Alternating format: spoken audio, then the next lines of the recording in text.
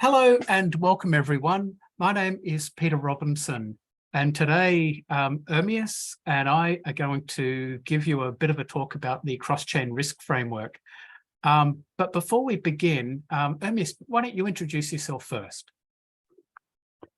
Hello, I'm Ermias. I used to be a researcher working on cross-chain communications at Consensus. And before that, I was with IBM Research. I used to lead the blockchain research group for the Australian lab. That's me. Yeah. Okay, and I'm Peter Robinson. And so, yep, like Ermias, I used to work at Consensus, before that RSA. I'm doing a bit of independent consulting work at the moment, and who knows where I'll be in another few weeks' time.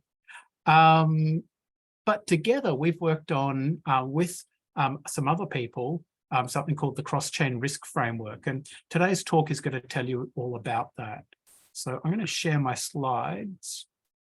And yep, we're all shared and good. Everyone can see them. Yep, we've got some thumbs up. So, let's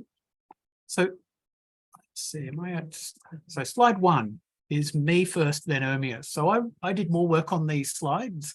However, I'd say Ermias has done more work on the actual cross-chain risk framework.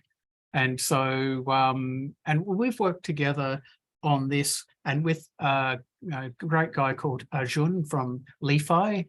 And, you know, it's been a collaborative work.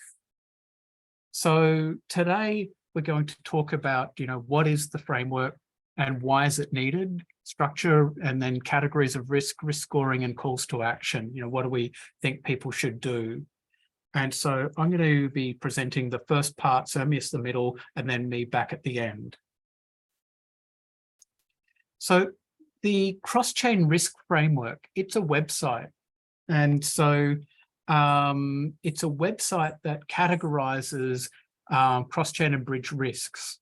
And so the website's backed by a GitHub repo. So anyone can contribute. And so we've had a lot of discussion about what sort of technology we should use for this, but ended up deciding to use GitHub because it meant that any discussions about, say, some of the content in the framework, it's open. People can see who's approved what. People can see who's proposing what. People can raise issues in GitHub to say, hey, I don't agree with what's being said here, and this is my thoughts on what could be said. And so you can have open and honest discussions. It also includes a risk scoring approach to try and help quantify how risky something is. So I'll pass it over to you, Ermias, to go through the why. And Thanks, Peter. When you're ready. Okay, cool. So I think to talk about the why of the framework, it's worth taking a bit of a step back and looking at the state of cross-chain protocols today. Now, the next couple of slides might look a bit familiar for those that attended my talk a couple of months ago, but I think for completeness and to motivate this framework, it's worth going over again. So, you know, over the past couple of years, I think we've seen the multi-chain future or the multi-chain thesis somewhat play out. The idea of this thesis is that we have a number of L1s and L2s with their own vibrant ecosystems coexisting, right? And in this context is what we've seen cross-chain protocols emerge. They essentially enable seamless interaction and interoperation between different chains. They reduce fragmentation, enable scalability, increase liquidity, and overall market efficiency, right? And they also have the potential of opening a whole new design space for novel new blockchain applications and use cases. And I think we've seen this reflected with the pace and scale of adoption that we've seen over the last couple of years. If we look at just the total value locked on bridges in Ethereum alone, which only gives us a partial picture of the scale of adoption, we see that it reached a peak of about 30 billion late in 2021 and is sitting somewhere around 6 billion today, right? So the flip side of all this growth and adoption is probably what we see in the next slide. which is, the slew of hacks and exploits that we've seen over the last 18 months or more, right? So if we look at just the last 18 months, we see about $2.5 billion in funds stolen from bridge exploits. What you see on the left-hand side with the graph from Misari, which is a few months old now, is essentially these green spikes that you see are bridge hacks that are somewhat dwarfing exploits from every other DeFi protocol. That 2.5 billion number I quoted represents roughly 2/3 of all, exploits, or in terms of funds lost just in bridge hacks. On the right-hand side, what you see is the leaderboard from Rect, which publicizes exploits and hacks as they occur. You see that if you just take a cutoff of about $100 billion, that list is entirely almost dominated by bridge-related hacks.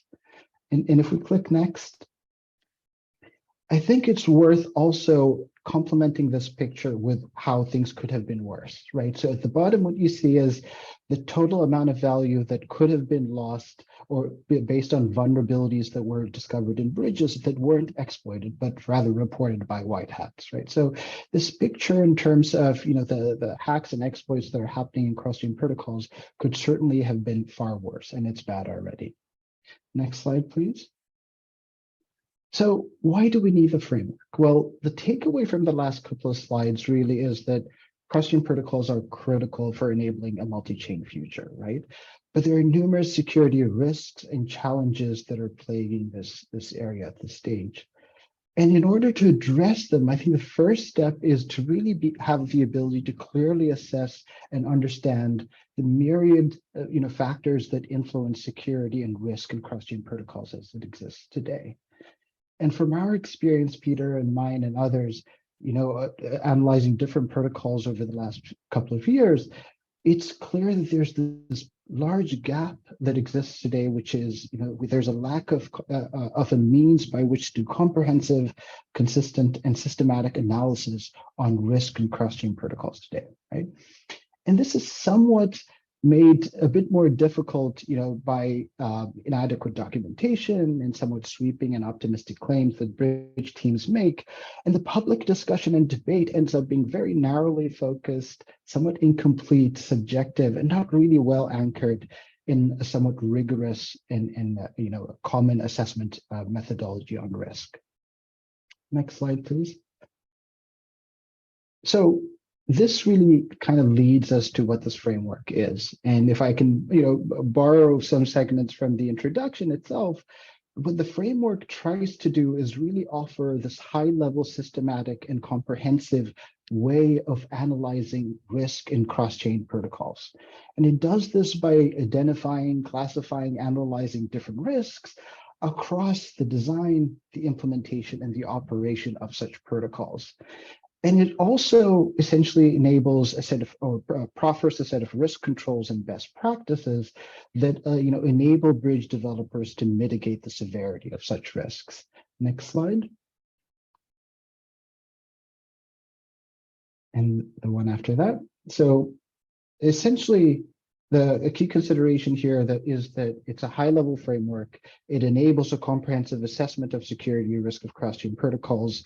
It offers a set of best practices and ways to mitigate such risk, but it doesn't directly analyze individual protocols, right? So we essentially are offering this framework as a toolkit by which to do a thorough assessment of cross-chain security, cross-chain protocols.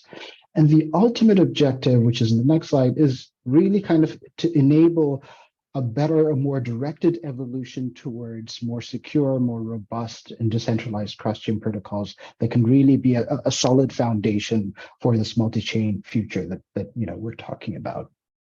Next slide, please. So, who is this for? And I think this touched on the conversation that you're probably having before the start of the call.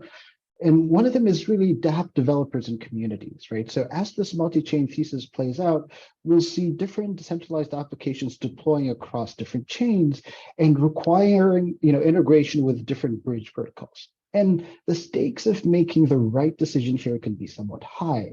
And a good example is Uniswap, which has billions in total value locked. where there's essentially a proposal to the community, proposal 31, if I'm not mistaken, where a decision is being made on what protocol to integrate with Uniswap to enable cross-chain governance. And the discussion is somewhat very debated and somewhat contentious because different parties have different views on how to look at bridges. So it's clear that there's a need for a common assessment framework to comprehensively and systematically look at bridges to make such a consequential decision for a protocol like Uniswap and others that will likely follow suit later down the line. The others are essentially bridge aggregators, right? Like MetaMask bridges. They need to offer customers a low-risk way to bridge across chains, right? They need to assess different bridges, select the ones they think offer the least risk while with the best customer experience and low fees, and essentially offer that as an option. And so this decision can be somewhat high stakes as well. And this framework enables a comprehensive way for doing that. And of course, it's also worth noting that, hopefully such a framework improves the discourse on how, bridge builders can assess their work and the work of their competitors. And the broader discussion around, bridges can hopefully be a lot more anchored into a more common way of assessing protocols. Lastly, of course, this framework can also be for everyone else, right? So the different stakeholders like users, token holders, LPs, that all have an interest in better understanding what are the risks of using this bridge, how long do I assume this risk, and so on, right? So this is a clear way to kind of, offer a go-to resource for really kind of assessing this. Next slide, please. Needless to say, this builds on significant work from a lot of people, and a more complete list of references is offered in the framework. But here's a small snapshot of the work that we've built on. Next slide. Okay, so getting into the structure, right? So to understand the framework, I think it's worth kind of looking at it from these three elements, which is on the left, we basically have the set of stakeholders or actors in the protocol, right? These can be direct in terms of entities that interact with the protocol itself, or somewhat indirect, people that are impacted by cross-chain protocols one way or the other. And the reason we do this is really because different entities have different risk exposures. They, their actions and interactions influence the risk in cross-chain protocols in different ways. And looking at it from the perspective of different actors, I think really informs how we think about risk. So we first identify all these different stakeholders. And on the right-hand side, we have, layered protocol architecture, right? So we don't treat cross-chain protocols as a monolith, but rather we introduce a layered approach of looking at, the different concerns in cross-chain communication based on scope and functionality. And we try and define core security properties for each layer. We define the different architectural patterns that we're observing at each that we're observing for each layer, and then talk about numerous considerations and questions to think through that really kind of shape the security assumptions and properties of a protocol, right? So those set of considerations, I think, can be these anchor points to really think about different protocols. And of course, we also try and look at risk from different layers or categories. And that's where we introduce categories of risk, which I'll talk about in a bit. The idea here is not to just think of risk somewhat, as a single unit, but rather think about it from from different categories or perspectives. And I'll get into that in a bit. If we click next, and what we try to do, which Peter will get into in a bit, is distill this down into something which is a risk score, right? Which is something that tries to distill all these considerations into a means by which to score the risk of one protocol differently from another by synthesizing these different considerations that we try to bring together. Next slide, please. Okay, so categories of risk. Next slide. So we identify 4 categories of risk, and some of this, again, will be familiar for those that attended my previous talk. But at the base layer, we have this idea of a network risk, which I'll get into in a bit more detail. And then on top of that, we have protocol architecture risk. This is risk that's specific to how a protocol is designed and the set of assumptions it makes, and the trade-offs it makes. And then there's implementation risk, which is risk that stems from, essentially code risk from the implementation of a protocol. And lastly, operational risk. So let's get into each one in a bit more detail. So next slide, please. Network risk is really, if we think about cross-chain communications or cross-chain protocols as enabling the coordination of state change across networks, the implicit assumption we make is that the underlying networks are sound, right? So if the safety and liveness properties that we take for granted of the underlying networks is somewhat broken, let's say we have a major reorg or a potential bug in the underlying network, then essentially because we've taken state that we assumed is final in one network and made a state change in a corresponding network, we could have changes that are hard to reconcile across two networks, right? And this is, I think, probably a fundamental security limitation to cross-chain protocols. It's really outside the bounds of what cross-chain protocols can control. And such things are likely to happen in smaller networks with weaker security guarantees. And of course, such a risk impacts not just a single bridge, but presumably any bridge that is essentially connected to the network that is affected, right? So it's more of a systematic risk as opposed to an idiosyncratic one. And it's worth, of course, acknowledging, if we click next, that Vitalik, points this out himself, right? He basically says that he thinks that this is probably a fundamental security limit that we need to keep in mind that might hinder this idea of a multi-chain future. Next slide. So on protocol architecture risk, which we is a portion of the framework where we spend a fair bit of time, we again introduced this layered architecture that I briefly alluded to earlier. And in each layer, we try and define the security properties of what we're trying to achieve at a messaging protocol, for instance, at the bottom right there. And then really think about, what are the assumptions and trade-offs being made by different architectural patterns that we're seeing that address each layer, right? So we talk about a set of considerations in terms of questions to say, okay, how exactly do we analyze the trade-offs this protocol is making if it's of this kind of pattern versus another one, right? So the protocol, the framework dedicates a significant amount of time really exploring the different patterns, different layers, looking at it from the perspective of different stakeholders, and then assessing, a set of questions that might affect, say, the safety in the case, or liveness and so on, that really need to be considered. Next slide. Implementation risk, as I alluded to, is really code risk. And if you think about cross-chain protocols as things that span different execution environments, runtimes, programming languages, consist of off-chain and on-chain components and so on, it's no wonder that the implementation risk is one of the main causes of security exploits that we've been seeing in cross-chain protocols. So what the section tries to do in the framework is to really kind of explore this in a bit more methodical way about how to think about risk upfront in terms of the complexity of a code base, what kind of testing and formal verification is employed, and the execution environments it spans and so on.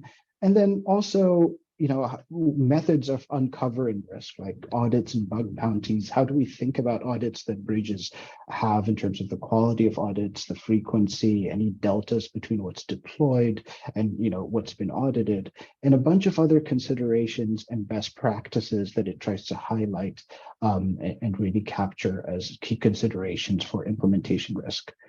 And lastly, mitigating ways in which to mitigate the impact of implementation risk, like the ability to monitor, any invariants that one expects across chains, and the ability to pause when required. Next slide, please. And lastly, we have operational risk.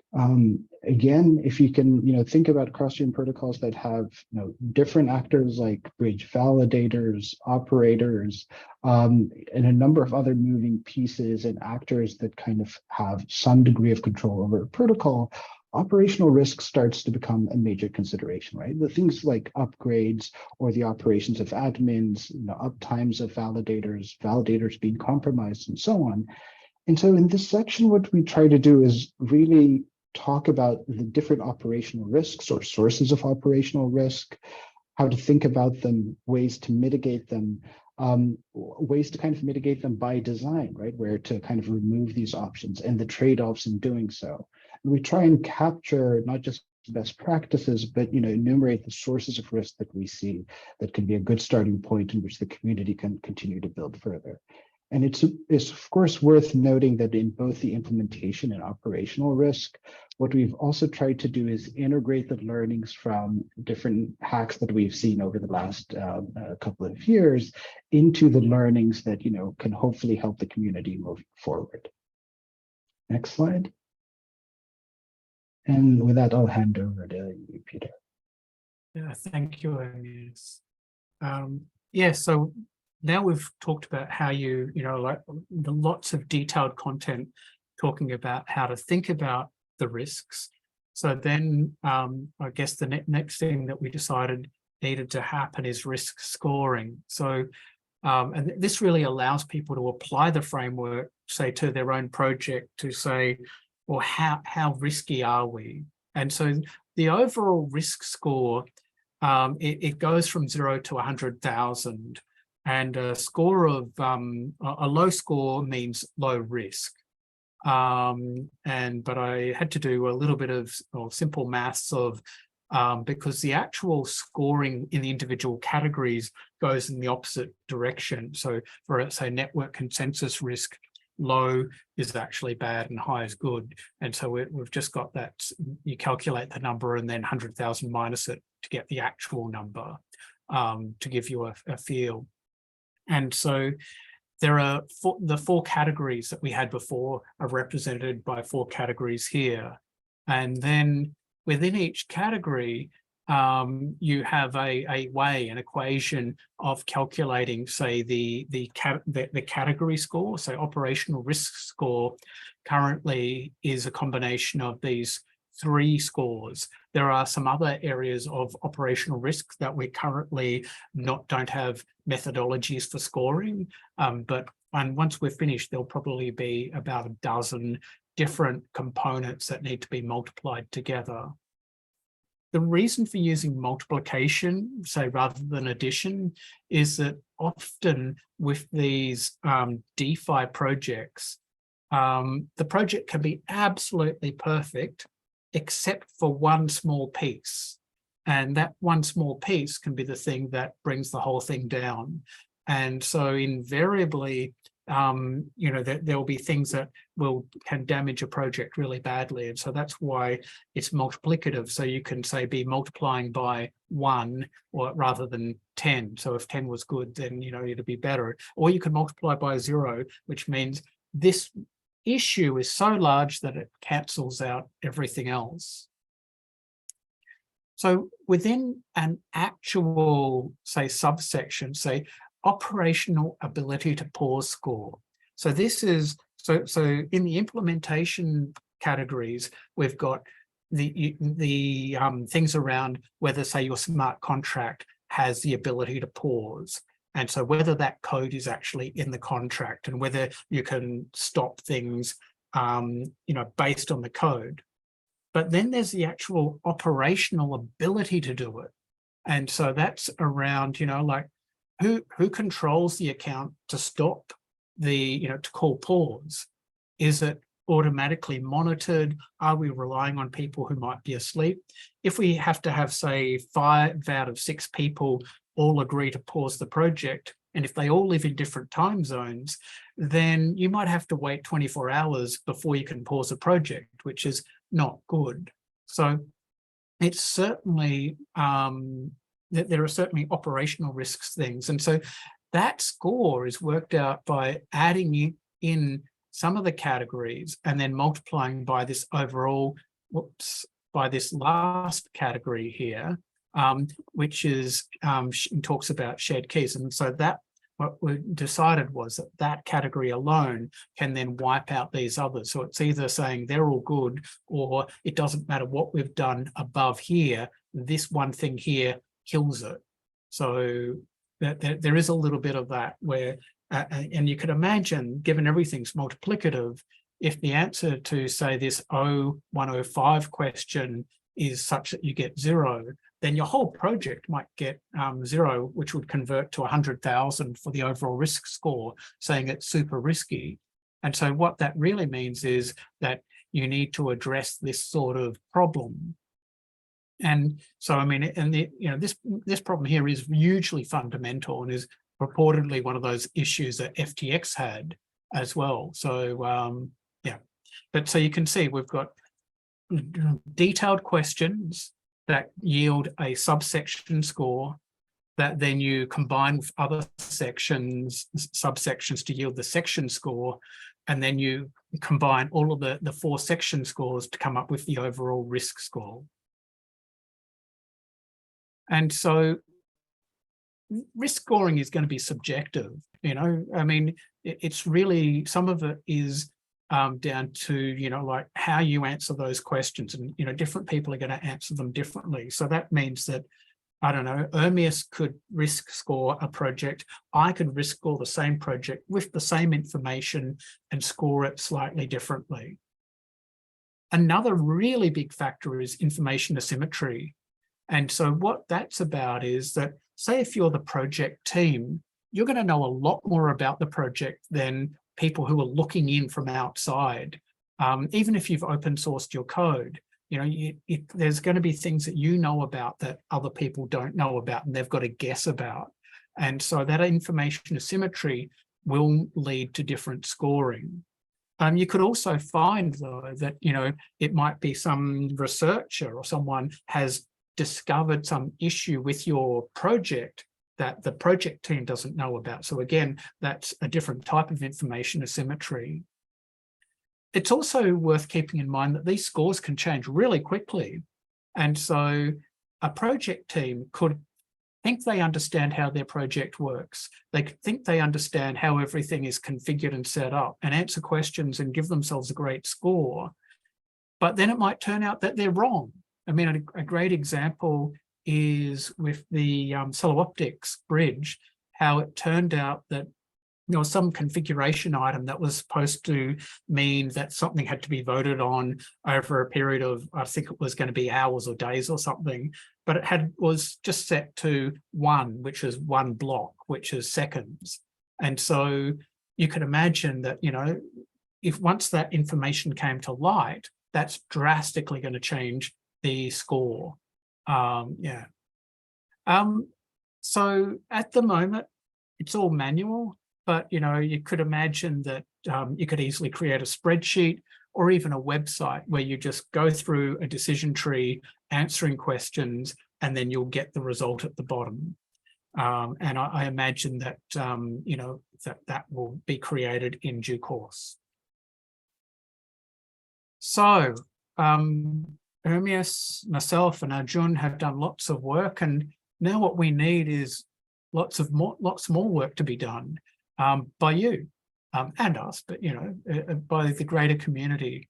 So have a review of all that great content we've got, and put comments in. Maybe create issues. Maybe create a pull request and say, hey, this aspect, say, of the risk scoring is not done yet. I propose you score it like this. And so, there's a lot of opportunity to collaborate and create pull requests. And so there is a link talking about how to contribute. And I think we need a contributor license agreement for people who are going to do pull requests that are more than trivial PRs. And that's around making sure that people don't submit copyrighted content or patented content or anything. But yeah, that's a minor detail. Okay, so in summary, the cross-chain risk framework provides a high-level systematic overview of the security risks in cross-chain protocols, and it does that by identifying, classifying, analyzing risks that are inherent in the design, implementation and operation of the system. So, please contribute to the framework. It will help the whole Web3 ecosystem. So even if you've only got a couple of hours or a couple of days, please help out.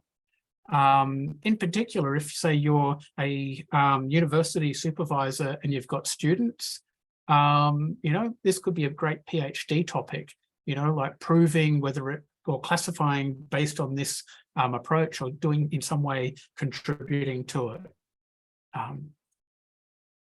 So I've talked, Ermias and I've talked for a fair bit, and are there any questions?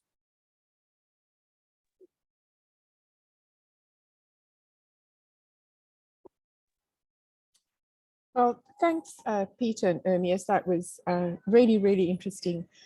One thing that crossed my mind is, like with the overall risk scoring, whether perhaps it makes sense to have a way that we can attach weights to the different combinations, because certain combinations might be more adverse or less severe. So I'm even sort of thinking within the sort of structure of like a Bayesian network type thing, where you combine things. You've got utilities as well, which will then overall give you a risk score based on how those things combine.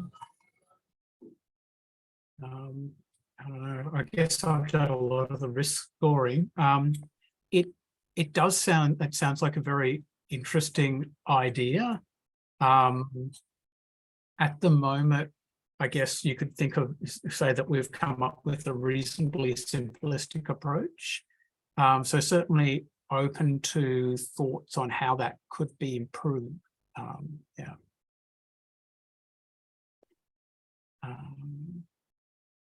Ermias, do you want to add anything to that?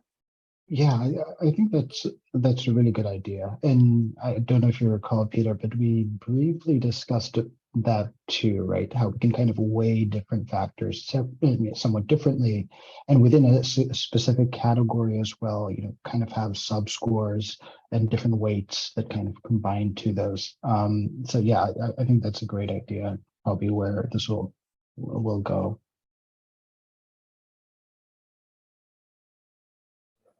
Couple of people got their hand up, Peter. Yeah, they do. And I think, Mark, you got your hand up first. So why don't you go first? Sure, thanks, Peter. As you said, people might have different weights, but in fact, my impression of what people normally do is they not work in a kind of standard risk management framework or process. So they don't really want to score.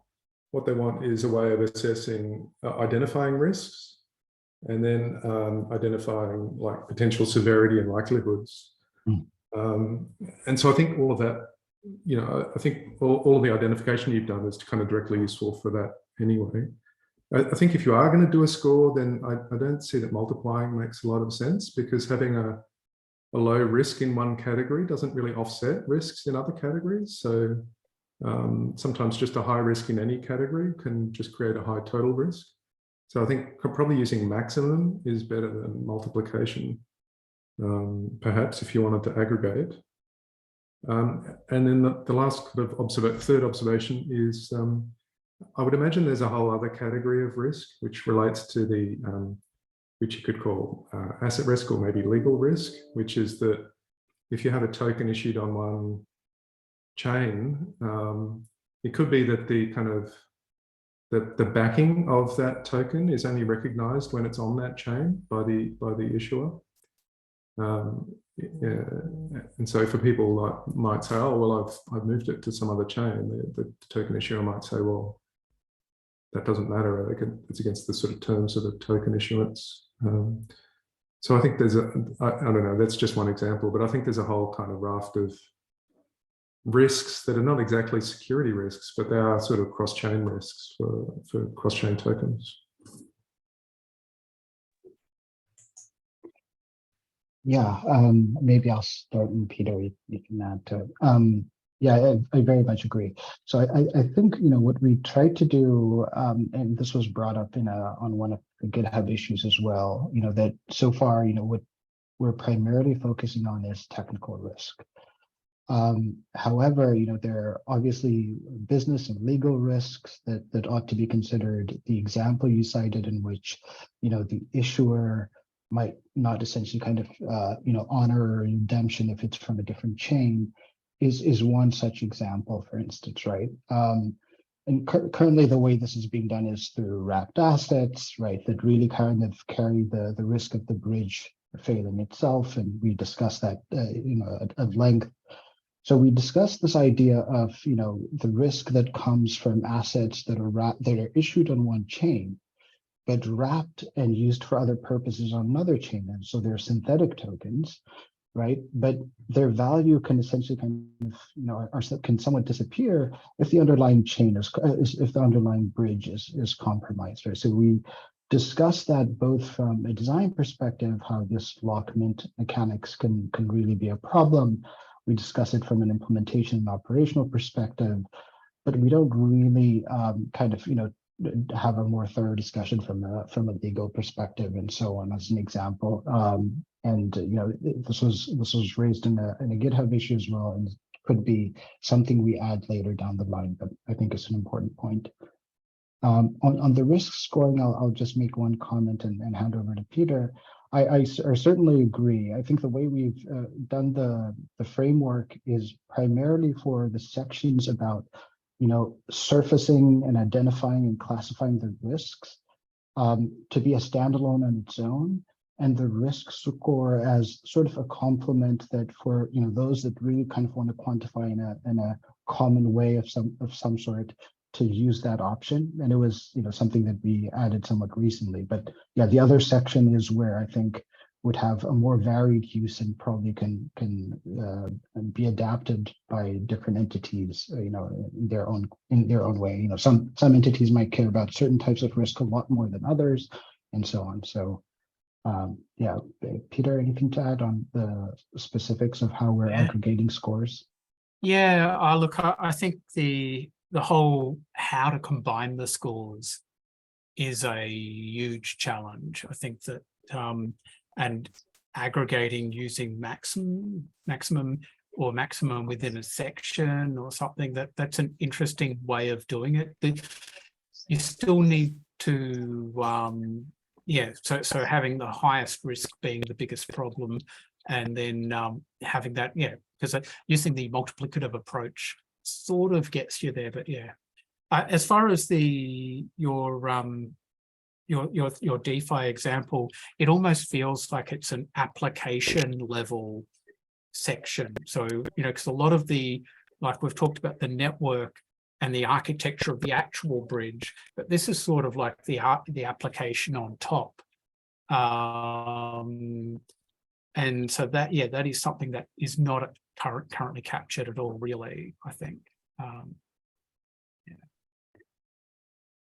We do sort of discuss that from the perspective of token bridges as a layer in the stack, right? So in token bridges, where you might have this lock mint mechanics, for instance, Mark's example might be something like Circle itself, right? So someone might lock USDC on Ethereum and kind of mint a synthetic representation of USDC and some obscure chain. And the value of that really is in your ability to, at a later point in time, redeem the original USDC on Ethereum.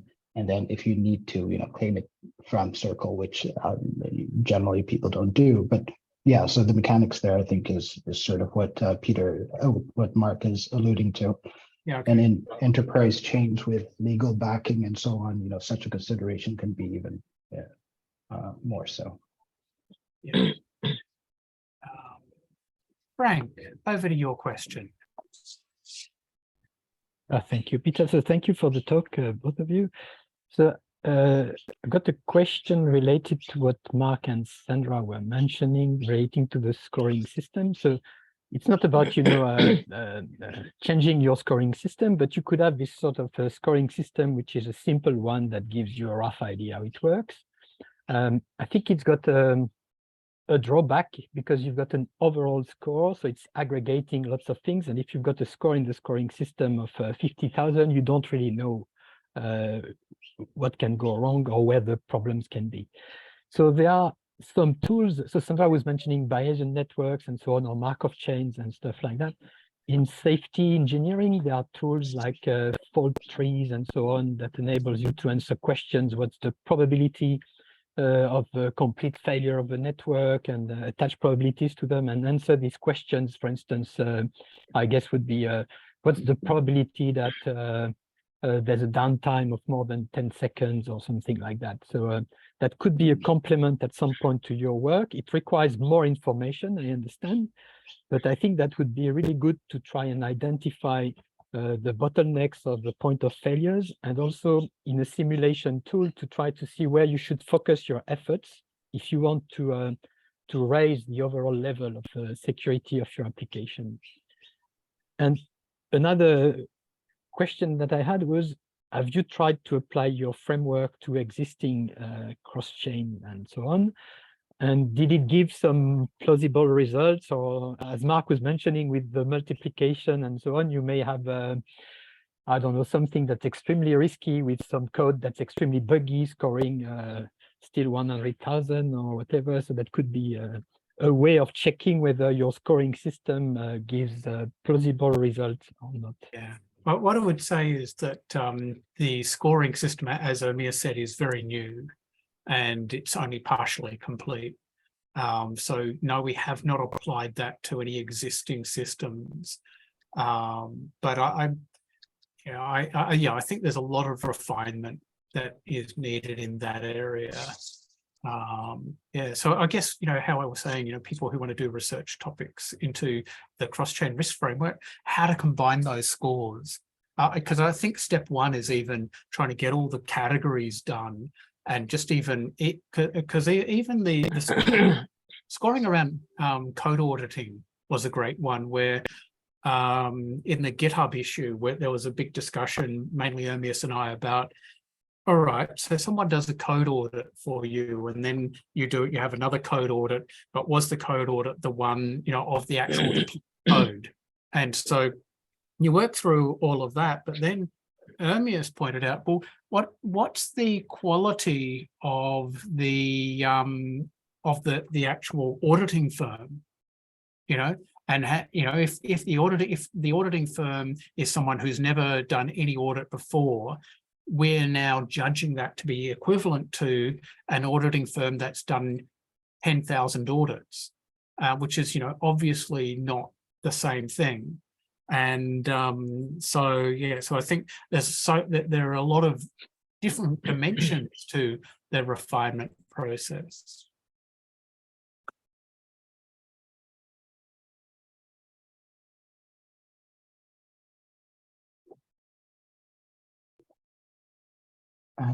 Adding to your response, so while we haven't applied the risk score to anything just yet, we do plan to add a case study section where we're going to kind of be applying at least the other sections of the protocol to recent hacks and discovered vulnerabilities and protocols, and see if the set of considerations we had, how they could have somewhat serviced this. And this is certainly not perfect, but as a case study to kind of exemplify the application of this framework to concrete cases where hacks have happened or vulnerabilities are discovered and so on, could hopefully add a bit more to the framework that's to be done.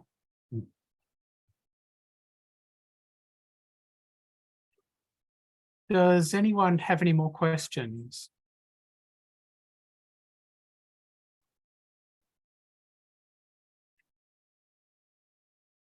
Okay, well then, look, I think let's go to, so we've done questions, let's go to future talks.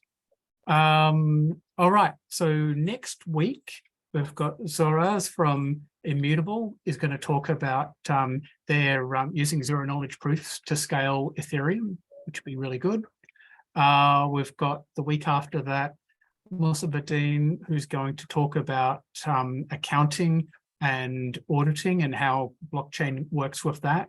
We've got Roberto and Tanhai are going to talk about the formal verification of the distributed validator technology. We've got Babu talking about MEV and his ideas on that. And then we've got Barnaby Monet, who's going to talk about PBS. And I do need to reach out to Barnaby again to get the actual title of that talk. But anyway, I'll get that. And I'm sure I'll get around to organizing some more talks after that. So yeah, so thank you, everyone, and have a great week and see you next week. Thank you very much, Thank Peter you. and Ermias. That was awesome. Thank you. Thanks, everyone. Bye. Bye-bye.